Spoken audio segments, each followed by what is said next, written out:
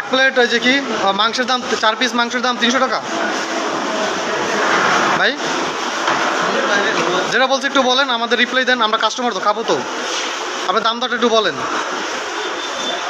এটা কি আপনারা ডাকাতি করতেছেন যে কাস্টমার আসলে আপনারা এগুলো করবেন? ডাকাতি করবো কেন? 4 পিস মাংস, গরুর মাংসের দাম 400 টাকা হয়। 4 পিস কেন বলছো? আপনি তো বলেন যে 4 পিস, এখন তো আচ্ছা এর জন্য 300 টাকা প্লেট। 300 টাকা হবে না। তা কয় টাকা? আপনি ভাত দিবেন আর 1 প্লেট মাংস দিবেন 300 টাকা।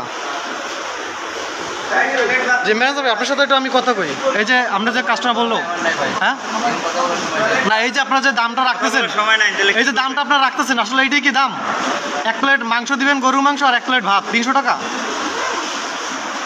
বলেন একটু। 1 প্লেট ভাত দিবেন না তো, 2 প্লেট ভাত দিবেন। আচ্ছা ভাত আমি 1 প্লেটে নিলাম, ভাত আমি 1 প্লেট নিলাম। গরুর প্লেট কত? গরুর মাংসের প্লেট কত ভাই? গরুর মাংসের প্লেট কত বলুন তো একটু। আমাদের গরু দিয়ে ভাত দিয়ে 300 টাকা। এটা কি হিসাবে, একটু হিসাবটা বলুন তো। হাফ কেজি না 1 কেজি বা 250 গ্রাম বা 300 গ্রাম কতটুকু মাংস দিবেন? হাফ কেজি হাফ কেজি মাংস দিবেন? হাফ কেজি মাংস দিয়ে মাংসের দাম, আচ্ছা দেন, হ্যাঁ সবাইকে